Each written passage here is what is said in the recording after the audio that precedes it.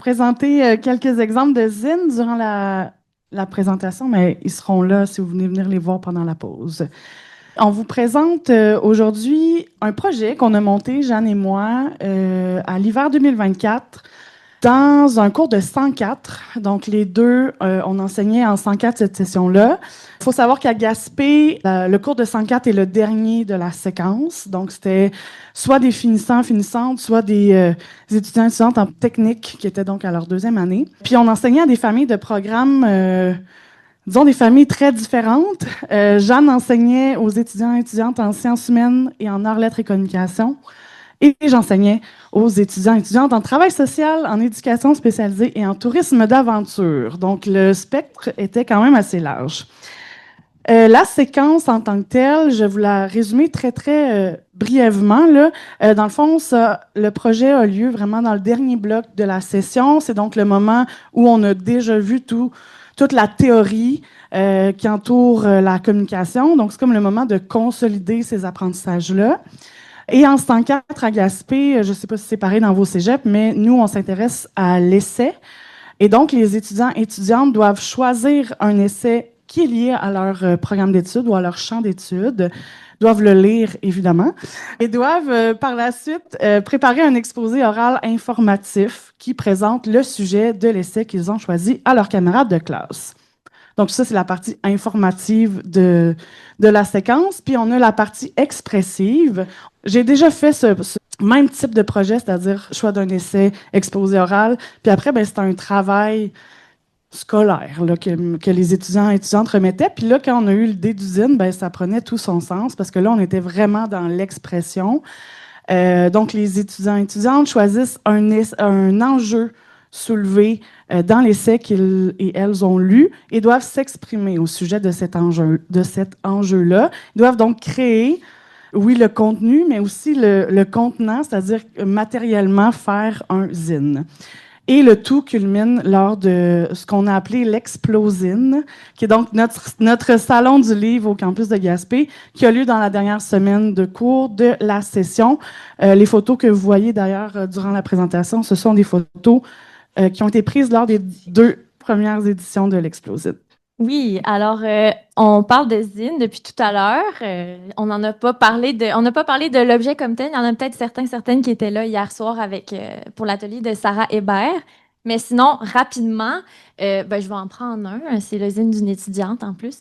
Mais on a choisi deux définitions, dont une d'une bibliothécaire de la grande bibliothèque de BANQ, puis aussi celle de la librairie N'était-ce pas l'été, qui est à Montréal, c'est une librairie qui a une collection de zines et qui aide les bibliothèques, entre autres, à se pourvoir de leur propre collection. Donc, si ça vous intéresse, vous pouvez les contacter.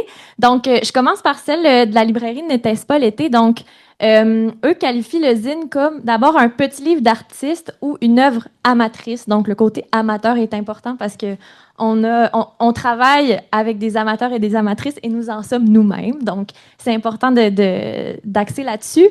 Puis, il s'agit d'une autopublication à petit tirage. Donc, dans le cadre de nos cours, il y a parfois deux exemplaires qui ont été produits, pas plus, mais les personnes qui pratiquent le zine de façon plus professionnelle, évidemment, c'est un peu plus qu'un ou deux exemplaires, mais ça dépasse rarement les centaines d'exemplaires. Puis, la chose sur laquelle on veut aussi mettre l'accent, c'est sur l'accessibilité, puis la démocratisation de la création que ça permet.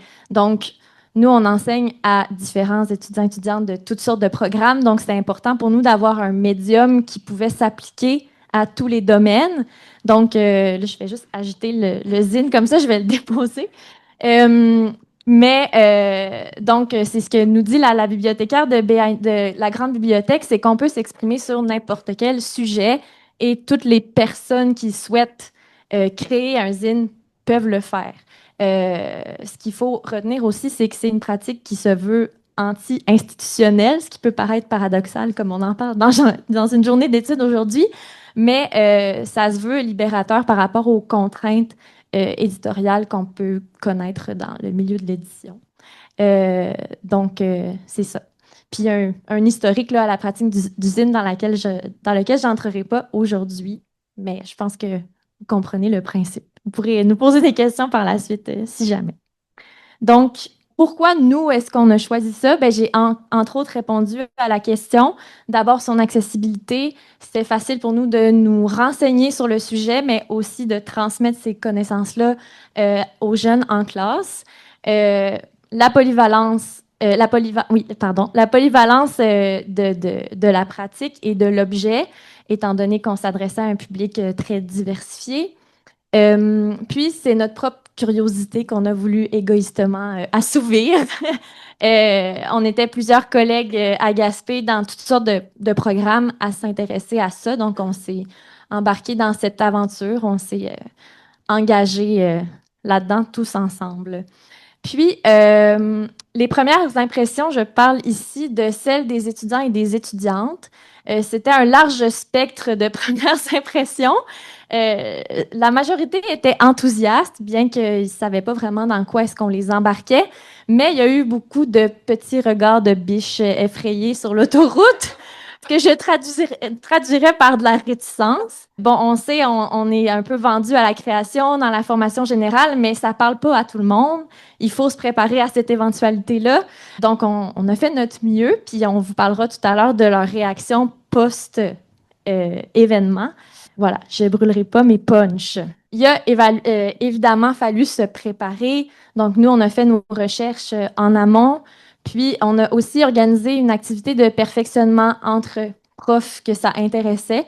Donc, on a fait appel à Cathy Collet, qui est une artiste sérigraphe et multidisciplinaire, qui est très engagée dans la région, à Gaspé, qui est aussi une de nos amies. Donc, elle est venue faire cette activité de perfectionnement pour nous au cégep. Puis ensuite, en classe, on a voulu aussi laisser une partie du travail à faire aux étudiants et aux étudiantes. Donc, ils et elles ont eux-mêmes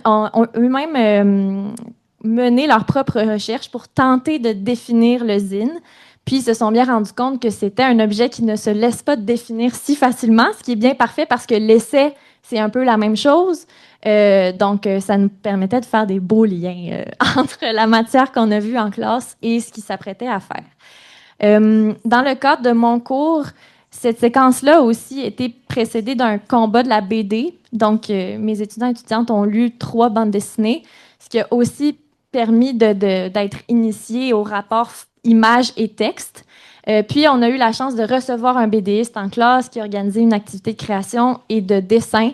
Donc, les personnes qui étaient un petit peu plus réfractaires à la partie visuelle, du moins, ont pu avoir se tremper le gros orteil dans l'eau avant de se lancer dans la confection de leur zine. Ceux et celles qui n'étaient pas dans le groupe de Jeanne ont pu assister. Il y avait au même moment, grâce au Salon du livre de Rimouski, il me semble, un atelier d'écriture avec Christina Gauthier-Landry. Donc, des étudiants et étudiantes ont pu assister à cet atelier d'écriture-là pour un peu s'inspirer. Et j'avais aussi monté un atelier d'écriture qu'on avait fait en classe pour justement un peu faire la coupure avec le genre de texte qu'ils et elles sont habitués d'écrire. Fait qu'on on a plongé dans la fonction poétique, pour parler en mots de 104, avec un atelier d'écriture. Aussi, puis là, on va peut-être répondre à certaines questions parce que l'IA va revenir probablement dans les questions, mais il faut savoir c'était le dernier bloc de la session et quand on a planifié ce projet-là, évidemment qu'on a réservé des cours pour la création en classe, soit la création, c'est-à-dire du contenu, la rédaction de ce qui allait être dans le zine, ou vraiment l'aspect matériel, physique des zines. Là, on a pu réserver des cours à ça en classe. On a la chance d'avoir des collègues qui embarquent facilement dans nos projets. Donc, la prof d'art plastique nous a ouvert grandes les portes de son atelier d'art plastique. Les étudiants ont pu aller là, puis travailler sur leur projet. On a aussi la chance d'être à Gaspé et d'avoir une communauté incroyable autour de nous. Donc, un appel à tous sur Facebook a fait en sorte que j'avais des boîtes et des boîtes de matériel dans lesquelles pouvaient piger les étudiants et étudiantes. Et aussi, on a aussi la chance d'avoir une bibliothécaire vraiment crinquée qui a aménagé un espace création de zine à la bibliothèque et qui, depuis, ne fait que l'améliorer puis ajouter du matériel. Donc, on a pu profiter de tout ça autour de nous pour la création des zines des étudiants. Et ces cours-là ont permis aussi à ce qu'on suive de façon un peu plus serrée, si on veut, le travail des étudiants. Parce que là, on avait le temps de circuler, d'échanger, de conseiller, de poser des questions aux étudiants et étudiantes. Donc, on savait de quoi allaient parler leurs zines, on savait qu'est-ce qu'ils voulaient dire, on les aiguillait beaucoup, ce qui fait que le produit final à la fin, bien, justement, on l'avait vu évoluer. Donc, ça, disons, on essayait de contrer un peu l'intelligence artificielle de cette façon-là. Le 9 mai 2024 est venu le premier Explosine. Donc, vous voyez ici leur heureuse binette au café étudiant. Puis, il y a une autre partie de la salle là, qui est coupée par la photo. Mais il y avait environ une centaine d'étudiants et étudiantes de d'autres groupes aussi que les nôtres qui ont présenté leur travail ce jour-là. Puis, il y a d'autres profs, on en a un peu parlé, mais qui étaient impliqués puis qui ont fait faire le projet dans leur cours, dont le cours de démarche d'intégration des acquis en sciences humaines, un cours d'anglais langue seconde. Donc, c'est à la portée de tous vos collègues, si jamais ça vous intéresse. Puis, il faut dire que Valérie et moi, on avait eu l'audacieuse idée d'évaluer leur présentation, parce que là, on le voit pas, mais il y a eu un public quand même important dont on va vous parler dans quelques instants. Puis, c'était vraiment cacophonique. Donc, si vous prévoyez faire l'évaluation lors de ce genre d'événement à méditer, disons. Mais cela dit, ça nous permettait de passer un temps de qualité avec chacune d'entre eux. Puis, ben, notre super bibliothécaire crinquée était là aussi. Elle avait monté une station de création de zine pour le public qui venait visiter le lancement. Donc, voilà. Et elle avait aussi préparé un écran avec une application dont je ne connais pas le nom, qui permettait au public de voter pour leur coup de cœur. Donc, ils pouvaient circuler dans le salon puis arriver à la fin et voter pour leur coup de cœur. Les étudiants et étudiantes avaient leur nom indiqué sur un autocollant. Puis, ben, l'année d'après, on a élargi la palette de prix, entre autres en remettant des prix pour la meilleure adéquation entre le fond et la forme d'usine et les zines engagées, parce que, étant donné qu'il y en a qui... Ben, surtout, ils parlaient il partait d'un essai, donc généralement, c'est par rapport à la société qui réfléchissait. Donc, on pouvait remettre ce genre de prix-là lors de l'explosion. Les objectifs derrière ce projet, bien évidemment, les objectifs qui sont liés directement aux compétences du cours. Là, je ne vais pas vous nommer tous les éléments de compétences du cours, mais on arrivait à parler de tous ces éléments-là à travers ce projet-là. Donc, comme je le disais tantôt, on revoyait, ou en fait, les étudiants et étudiantes se resservaient d'éléments dont on avait parlé par rapport à la théorie de la communication, au type de discours, aux fonctions du discours, etc. Puis on est directement aligné, en fait, avec la compétence du cours qui est de produire différents types de discours oraux et écrits liés à son champ d'études. Donc, on était en plein là-dedans. Et ça nous permettait donc d'avoir une situation authentique d'apprentissage parce que c'était vraiment quelque chose qui créait de A à Z et qu'il montrait en public. Donc, c'était pas une dissertation qu'il écrivait en classe que juste nous lisions. Et évidemment qu'il y avait aussi des objectifs liés à la création, parce que Jeanne et moi et plusieurs collègues, on essaie toujours d'ajouter évidemment des éléments de créativité et de création dans nos cours de formation générale. Et là, ben, en 104, on avait le loisir ou le luxe de pouvoir y aller vraiment à fond et de laisser place à la créativité et la valoriser, ce qui donnait parfois des pagaies. Donc, un zine poétique qui parle de l'eau, ben, l'étudiant, il le fait, là, je ne veux pas le briser, là, mais il le fait en forme de pagaie. Et ça donne aussi des fois, ben, ce que vous voyez à l'écran, une petite commode avec des tiroirs. C'est pas toujours des zines, c'est-à-dire c'est pas toujours des livres, là, mais on les restreint pas dans leur créativité. J'ai aussi eu l'année passée une pyramide pleine de sable. C'était génial.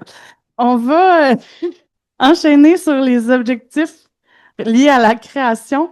On parle de l'essai en 104, puis ça permet une approche plus sensible, plus intime peut-être avec ce genre-là.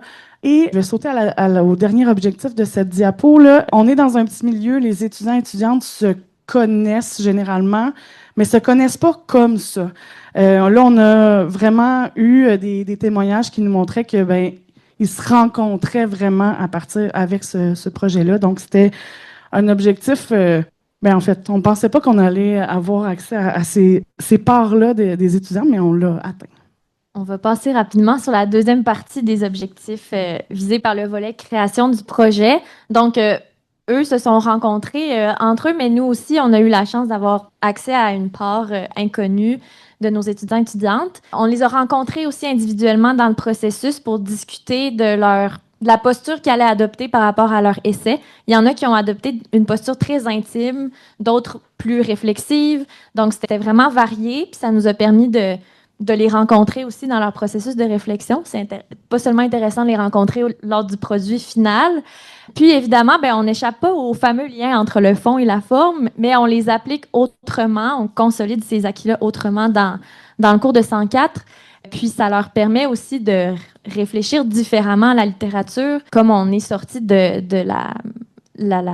de la dissertation. Puis finalement, on dit depuis tout à l'heure qu'on a une belle communauté puis qu'on vient d'un petit milieu. On a un cégep d'environ 500-600 étudiants et étudiantes. Puis ce genre d'événement-là, ça devient un événement culturel pour la communauté. Puis le cégep à Gaspé est vraiment important pour la vie puis le bouillonnement culturel de la région. Il y a eu vraiment beaucoup de monde. Au-dessus d'environ 150 personnes sont venues visiter l'Explosine. Des profs, des amis, des parents, des personnes qui étaient simplement curieuses. Donc, ça a été vraiment un engouement inestimé pour nous. Ça a vraiment contribué à un beau moment culturel communautaire. Puis là, je reviens en haut des retombées de cet événement-là puis de ce projet-là. Mais évidemment que les étudiants et étudiantes ont été très engagés. Et plus la session avançait, plus leur motivation grandissait parce que là, quand on met un peu de nous dans un projet, finalement, on finit par y tenir. Fait que ça a été vraiment marquant. On l'a constaté de façon évidente. Puis leur réaction était aussi vraiment touchante. La fierté était au rendez-vous à la fin de cette journée-là. Puis les personnes qui étaient un petit peu plus timides ou qui appréhendaient la partie création étaient vraiment, vraiment fières, se sentaient aussi très valorisées. Puis il y avait beaucoup de reconnaissance entre les pairs. Ça, c'était vraiment touchant à voir. Puis là, la forte participation de la communauté, j'en ai parlé. Puis il y a eu un engouement aussi marqué pour l'événement. Donc, il y a des personnes qui n'étaient pas dans les cours concernés qui ont demandé à le faire, qui ont demandé si ça allait revenir.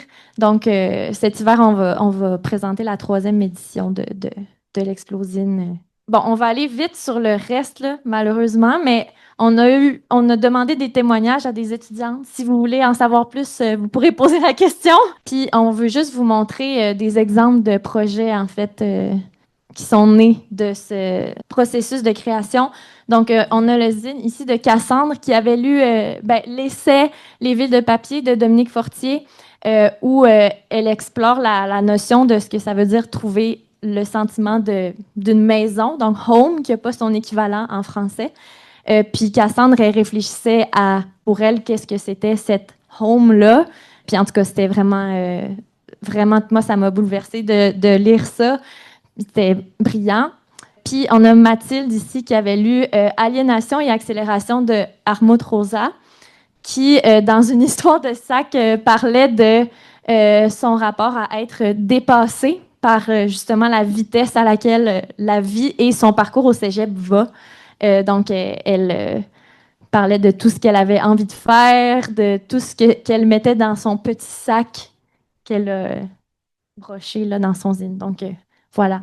3 petits exemples de mes groupes. Anne-Héloïse travaillait sur un essai dont le titre m'échappe, mais c'est un essai qui parlait de la fragmentation de l'identité liée à l'immigration. Puis c'est entre autres ce qu'elle a voulu représenter par le collage puis la fragmentation des mots, des phrases, des images. Marie-Lou travaillait sur Par amour du stress de Sonia Lupien et dans son zine à l'aquarelle et au dessin et écriture à la main, raconter sa propre histoire via pas à partir du stress, j'ai oublié mes mots. Par rapport au stress, on va le dire de même.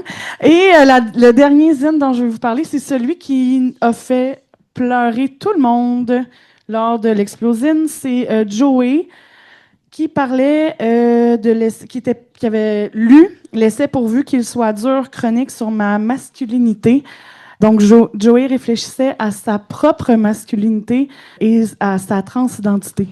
Et ce zine a fait couler plusieurs larmes, dont celle de sa professeure qui a dû l'évaluer après. Mais donc, voilà quelques exemples de ce que les étudiants et étudiantes ont produit cette année-là.